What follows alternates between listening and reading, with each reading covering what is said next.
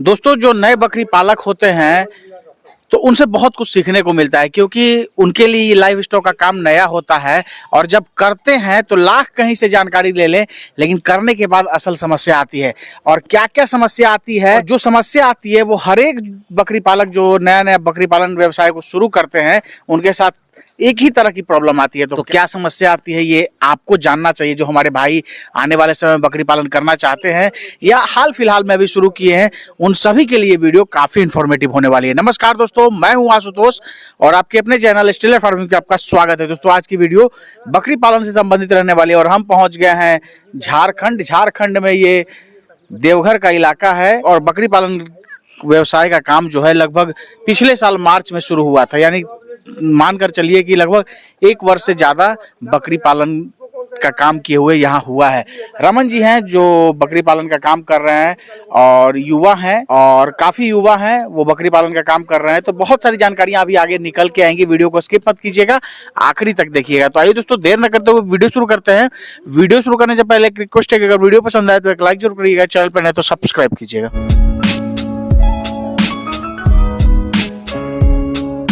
हमारे चैनल पे आपका स्वागत है। प्रणाम सर, आपको हमारा फार्म में स्वागत है। अपना पूरा परिचय और फार्म का पूरा एड्रेस हमारे व्यूअर्स को बताइए। हमारा परिचय रमन कुमार, देवघर, घुरमुरा, बांक्सी। लगभग अभी हम बात करें तो कितने जानवर आपके पास हैं? अभी मेरे पास 57 सब मिला के जो है वो आपके पास बड़े छोटे जानवर मिलाकर 57 टोटल हैं। 57 बच्चे, बड़े छोटे मेमना सब मिला के 57 है। अभी रमन जी आपकी उम्र क्या हो रही होगी? 23 साल।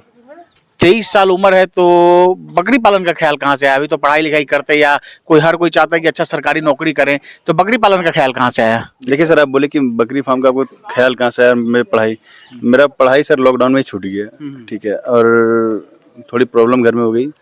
सर आप बोलते सरकारी नौकरी मेरे पिताजी करते हैं, बीएसएफ में है, ठीक है। वे मुझे सलाह दी और वे मेरे इंप्रेशन है कि आप बकरी फार्म करो, बकरी पालन कीजिए। और आज बकरी पालन जो है काफी क्रेज में है, एक अच्छा बिजनेस माना जा रहा है बकरी पालन को, लेकिन सही तरीके से करे तब। कई बार ऐसा होता है लोग करते हैं और फार्म बंद हो जाता है, कहीं ना कहीं नुकसान होता है। लेकिन बकरी पालन अगर जो लोग कर लेते हैं तो एक अच्छी आमदनी होती है। तो इन सब चीजों को देखकर जो है आपने बकरी पालन की शुरुआत करी? जी सर, ये सबको देखनी। सब पहला मोटिवेशन मेरा पिताजी हैं, जो मैं आपको बता चुका हूँ पहले, कि वही बोले कि उसके बाद करो। मुझे तो बकरी बारे में कुछ मालूम ही नहीं था, बकरी का बी भी मालूम नहीं था हमको कि बकरी फार्म क्या होती है। मैं शुरू में मेरे पिताजी बताया, हाँ पिताजी बताया मुझे, और पिताजी मुझे भेजे कि जाओ ट्रेनिंग करके आओ। ट्रेनिंग करके आया, उसके बाद बकरी खरीदाई। बकरी खरीदाने के बाद मुझे बकरी बहुत कुछ सिखा दी। तो बकरी पालन करने के बाद बहुत कुछ सीखने को आपको मिला? जी सर, बकरी फार्म मतलब बकरी पालने के बाद मुझे बहुत कुछ सीखने को मिला। एक चीज बताइए कि जब बकरी पालन की शुरुआत किए थे तो लगभग कितने जानवरों से बकरी पालन की शुरुआत आपने करी? चार बर्बरी लाए थे मैं, और एक बकरा लाए थे बर्बरी का, और उसके बाद मैं हाट से और गांव से ब्लैक माल को उठाया था। मतलब 4 और 5 बर्बरी लाए पहले, और उसके बाद फिर जो आपका आसपास का जो इलाका है, जो गांव है, वहां से फिर आपने ब्लैक बंगाल को चुना और यहाँ अपने फार्म में लाए? जी सर, फार्म में मिला है। कुल मिला के मान के चले 19-20 की संख्या थी, तब से बकरी पालन आप कर रहे हैं, और अभी ये जो है टोटल जानवर जो है आपके पास 57 पहुंच गए? जी सर, 57 पहुंच गए। मेरे जिस तरह नुकसान में बर्बरी थी, ब्लैक बंगाल का ही बच्चा नुकसान हुआ है, बर्बरी का नहीं। 20 ब्लैक बंगाल के बच्चे मेरा मोर्टलिटी हो चुका है। यानी अगर मान लीजिए कि 20 मेमने अगर सही सलामत रहते तो ये अभी जो टोटल जानवरों की संख्या है लगभग 80 के आसपास पहुंच गई होती। हाँ, 80 पार कर गई होती मेरे अंदाज से, 80 पार कर गई होगी, क्योंकि गिनती तो मेरा था नहीं कि मोर्टेलिटी कितनी हुई है। जिसमें से बरसात के टाइम में मेरा बकरी भी कुछ डैमेज हुई थी। बकरी भी डैमेज हुई थी। तो क्या कारण क्या था, क्या मुख्य समस्याएं आई, वो हमारे दर्शकों को बताइए। सर, आप कितना भी ट्रेनिंग करके आए, जब तक ग्राउंड में नहीं उतरे आपको कुछ चीज का अनुभव नहीं होगा। आप पहले ग्राउंड में उतर के देखिए क्या क्या परेशानी होती है। आपको जो टाइम है, साल 2 साल जो टाइम है, आपको सिखाती है बकरी, आपको बताती है कि आप कैसे आप आगे बढ़िएगा, आपको क्या क्या उसको आपको झेलने के लिए मतलब हिम्मत देती है बकरी की। आप उसको इसमें से प्रॉब्लम होती है, आप ये सब सुधार कीजिए। और ऑटोमेटिक है कि अभी मेरा साल भर हो चुका है, साल महीना भर 2 महीना हो चुका है। अब मुझे यहाँ से होते हैं, अब यहाँ से मुझे नीचे कभी नहीं फेंक सकती बकरी। कहने का मतलब कि जो नुकसान हो गया था, होना था, वो हो गया है। अब टोटल जो है अच्छे तरीके से जानकारी आपके पास हो गई है, सब कुछ सीख लिया आपने? जी सर, अब यहाँ से मैं नीचे नहीं जाऊंगा, अब यहाँ से ऊपर ही जाऊंगा मैं, नीचे नहीं। अब ये बताइए कि जो आपका फार्म है काफी बड़ा फार्म है, लगभग कितना एरिया है वो ये होगा? ये 6.5 कट्टा का महसूस होगा। इस साइड जो है आपका फार्म है जहाँ बकरियां रहती है, और इधर क्या मुर्गी वगैरह रखते हैं क्या? हाँ, इसमें मुर्गी, देसी मुर्गी हम पालने का विचार सोचे हैं। इसमें भी बेनिफिट बहुत ज्यादा है। तो इसमें देसी मुर्गी हम डालने, बकरी पालन के साथ देसी मुर्गी का भी पालन करेंगे आप? देसी मुर्गी का पालन करेंगे। अब आने वाले टाइम में मैं गाय रखने वाला हूँ, थोड़ा कबूतर भरने वाला, मतलब इसको ऑलराउंडर बनाना, मल्टीपर्पज इसको बिजनेस बनाना है। मतलब इंटीग्रेटेड रूप से सब कुछ करेंगे। जब इसमें लग ही गए तो इसमें पूर्ण तरीका से लगना है। लेकिन हाँ, मेरा पहला मकसद है बकरी, उसके बाद कुछ और साथ में देख रहे हैं कि खूब बढ़िया आम का पेड़ भी है, एकदम पूरा फला हुआ मालदा आम है। ये मेरे पिताजी दादा लोग ही लगाए हुए हैं। उसी समय से ये है। आपने बनाया है। लगभग कितना खर्च फार्म में हुआ होगा? देखिए सर, फार्म में मेरा ज्यादा खर्च नहीं हुए। मेरा फार्म का बजट बहुत कम ही है। मेरा जो ये जमीन थे उसमें खर्च मेरा बहुत ज्यादा हो गई। ये जो जमीन थी खंडर थी, उसको जमीन को बनाने में मुझे खर्च ज्यादा पड़ गई, इसलिए फार्म में थोड़ा सा कम बजट हो गया। और जो फार्म में पैसा वेस्ट करते हैं उससे अच्छा हम बकरी खरीद लिए। एक चीज ये बताइए कि जैसे बकरी पालन करते हैं तो क्या वैक्सीनेशन वगैरह का क्या आपके पास शेड्यूल वगैरह है, कैसे क्या वैक्सीनेशन करते हैं वो हमारे दर्शकों को बताइए। सीजन के अनुसार वैक्सीनेशन करते हैं। अभी ET+TT का टाइम आ गया है। अब 10-15 दिन, महीना भर या खूब से खूब 25 दिन में रुकूंगा, ET+TT रुकूंगा। बरसात से पहले FMD, जो कि मतलब FMD डालना है हमको। उसके नवंबर दिसंबर में PPR डालना है। इसी तरह मतलब हर सीजन के अनुसार हमको वैक्सीनेशन करना है। और बकरी में वैक्सीनेशन बहुत ज़्यादा जरूरी है। आप वैक्सीनेशन नहीं कीजिएगा तो आप बकरी, ऐसा भी होता है ना कि अब बीमारी हो जाएगी, बीमारी बचा सकते हैं विदाउट वैक्सीनेशन। कभी कभी ऐसा होता है ना कि बहुत जोर, मतलब बीमारी बहुत जोर पकड़ता है। हाँ, तेजी से फैलता है। आप फार्म किए हैं, अब आप एक बकरी को पकड़ के नहीं बैठिएगा, आपको सारा बकरी देखना पड़ेगा। एक बकरी मर जाएगी तो कोई दिक्कत नहीं होगी, आपको सारा बकरी बचाना है। और सारा बकरी बचाने के लिए एक बकरी कुर्बान हो जाए उससे हमको कोई फर्क नहीं पड़ता। लेकिन हाँ, मैं उसको मरने क्यों दूं? एक चीज हम देख रहे हैं कि अंदर जो आपने बैरिकेडिंग करी है, अलग अलग सेक्शन बनाया है बकरियों के लिए, और बांस बल्ली जो होता है उसी से फट्टी से आपने घेर के बनाया है, तो इसकी क्यों जरूरत पड़ी? सर, पार्टीशन करना हर जगह जरूरत है। आप देखिए, आपका जो बहुत कोई होती है, प्रेग्नेंट बकरी होती है, कोई पाल नहीं गई होती है, और कोई बकरी बच्चा दी होती है, सबको अलग अलग रखना जरूरी है। अब जैसे प्रेग्नेंट बकरी है, कोई बकरी पाल नहीं गई, वो आपको हिट कर दी तो आपका भी बकरी नुकसान हो जाएगा, वो बच्चा नुकसान हो जाएगा, साथ में बकरी भी आपका नुकसान हो जाती है उसमें। तो इसलिए पार्टीशन करना जरूरी है हर चीज़ में, और उसको खाना के अनुसार भी पार्टीशन ज़्यादा जरूरी है। जैसे मतलब थोड़ा प्रेग्नेंट बकरी में ज़्यादा ध्यान देना है।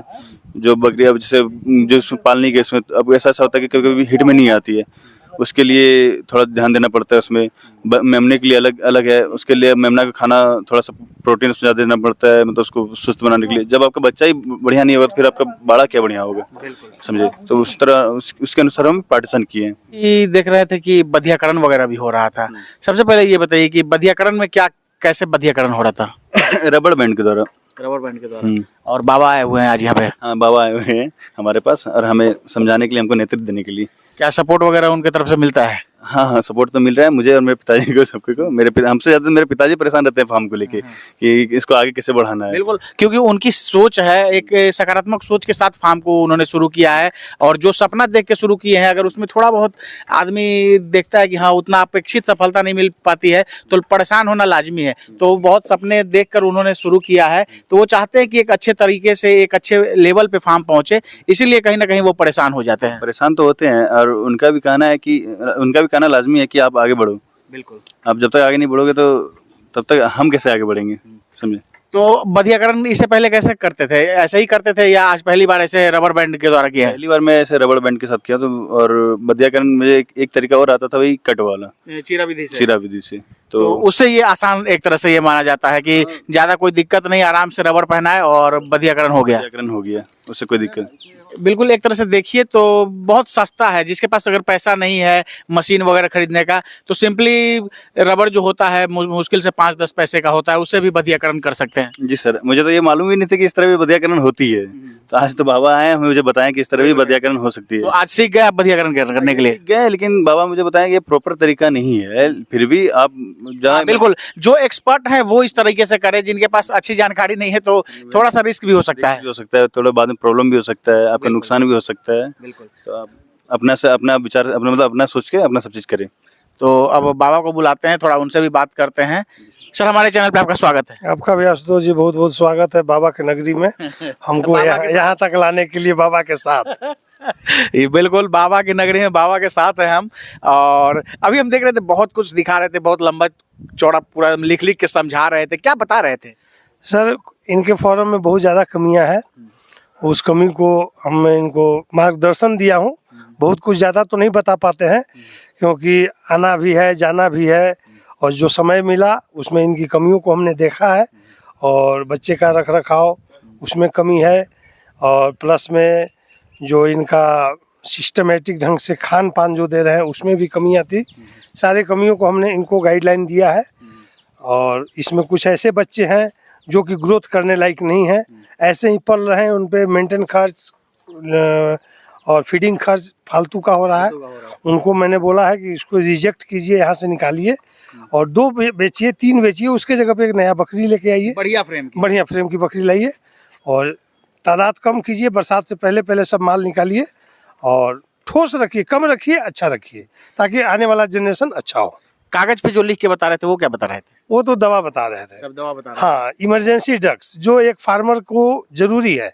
मान लीजिए पेट में कब्ज हो गया, अब एक डॉक्टर आएगा, पूछेंगे क्या, तो कोई बता देगा कुछ, कोई बता देगा कुछ, इनके पास रहेगा तो कम से कम इतना उन पे मोटा मोटी मैंने बता दिया है कि ये दवा कब्ज में काम करेगा, ये लूज मौसम में काम करेगा, ये जो है टेटनस में काम करेगा।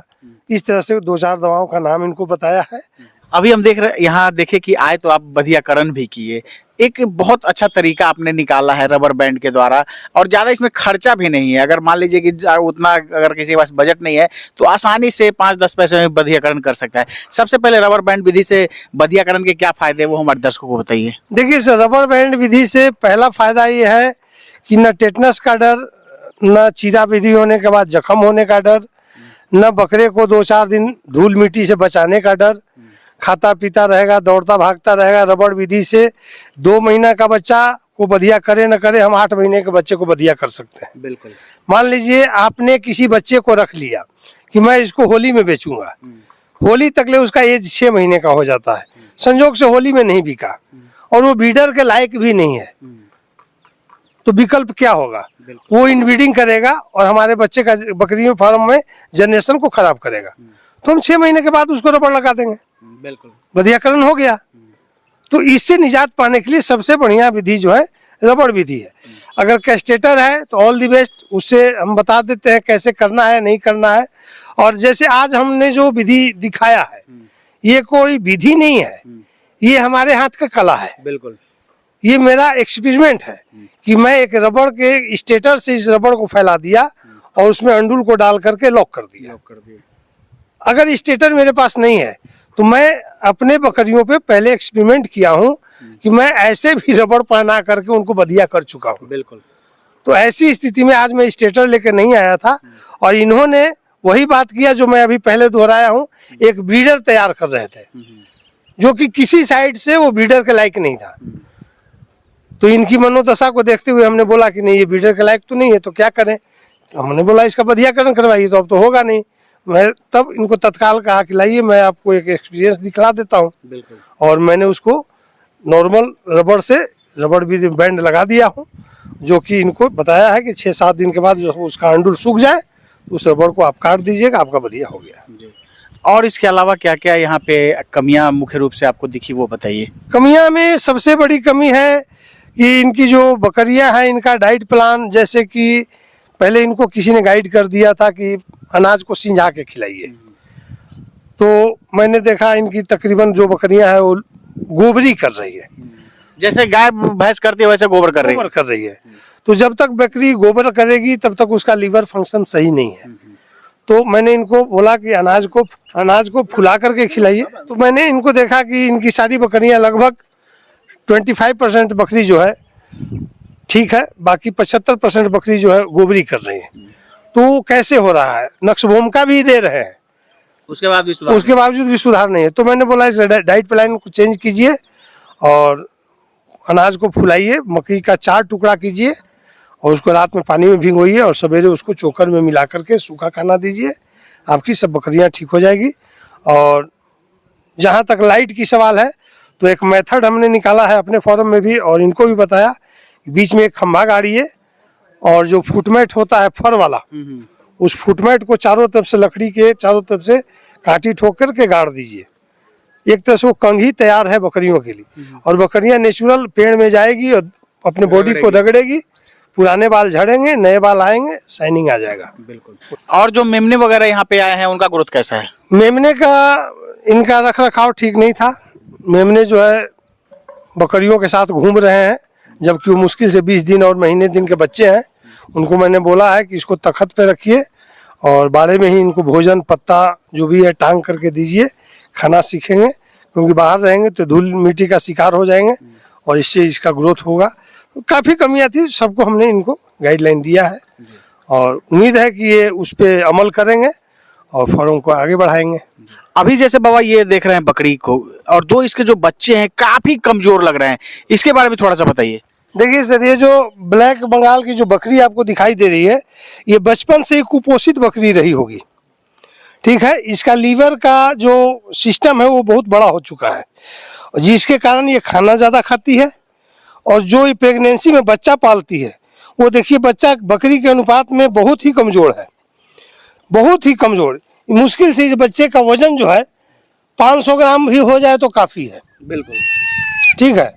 तो इस टाइप का बच्चा, ये जो बकरी है इसी टाइप का बच्चा बराबर देगी, क्योंकि इसका लीवर बढ़ा हुआ है। देखने में लग रहा है कि ये गाभिन बकरी है, जबकि इसने अभी पेट भी पूरा फूला हुआ है। हाँ, तो देख लीजिए इसको, ये कुपोषित बकरी है, ये कभी भी बढ़िया बच्चे को जन्म नहीं देगी। तो इस टाइप की जो बकरी होती है उसको फार्म में रखने से नुकसान ही है, फायदा नहीं है, ठीक है। क्योंकि ऐसा बच्चा देगा, अगर थोड़ा सा इसमें लापरवाही होगा और इसके पास दूध भी नहीं है, अच्छा, तो मोर्टेलिटी होना तय है। हाँ, तो मोर्टेलिटी से बचाने के लिए इसमें काफी मशक्कत करना पड़ेगा, काफी मेहनत इसमें झेलना पड़ेगा इनको। जितना फायदा नहीं उससे ज्यादा दिमाग लगाना पड़ेगा। तो इस टाइप की बकरी जो है फार्म में कभी विकसित नहीं हो सकता है। तो ऐसी बकरियों का चयन न करें और इनको फार्म से हटा दिया जाए। बिल्कुल दोस्तों, तो काफी अच्छी जानकारी बाबा ने दी। और इस तरह के बकरी से जो है आप परहेज कीजिए। जब आप फार्म किए हुए हैं तो इस तरह की बकरी ना दे। बच्चे दो ही दिए लेकिन फिर भी जो है कमजोर है, और जैसा कि जो समस्या है उसके बारे में बाबा ने बताया। अब चल, तो रमन जी, अब जैसे आज जो चीज बाबा बताए तो क्या उसको फॉलो करेंगे आप? जी सर, फॉलो जरूर करूंगा। मुझे यहाँ से प्रॉफिट उठाना है और मुझे आगे बढ़ना है। आगे बढ़ना है तो यहाँ से मुझे जो सलाह दे मैं सलाह जरूर लूंगा और मैं वो चीज़ करूंगा। नुकसान तो नहीं हो मेरे। आप दोनों का समय देने के लिए और जानकारी देने के लिए बहुत बहुत धन्यवाद। धन्यवाद आशुतोष जी आपको, हमको यहाँ बाबा की नगरी में लाने के लिए। नमस्ते सर। दोस्तों, ये थे अपने बाबा ओमकार तिवारी। बाबा गॉड फार्म के नाम से महाबलीपुर में बाबा का फार्म चलता है और ये अपने नए बकरी पालक, युवा बकरी पालक, मात्र 23 वर्षीय बकरी पालक भी कह सकते हैं, जो बकरी पालन का काम करे। दोस्तों, आशा ये वीडियो आप सबको काफ़ी पसंद आई होगी। और अगर किसी तरह की समस्या आपको बकरी पालन में आ रही है तो आप दिए गए नंबर पर संपर्क करके आप अपनी समस्या को बता सकते हैं। और अगर बाबा के पास समय रहेगा तो बाबा जरूर आपके फार्म पे भी आएंगे। दोस्तों, आशा ये वीडियो आप सबको काफ़ी पसंद आई होगी। अगर पसंद आए तो एक लाइक जरूर करिएगा, चैनल पर नए तो सब्सक्राइब कीजिएगा। Thank you for watching.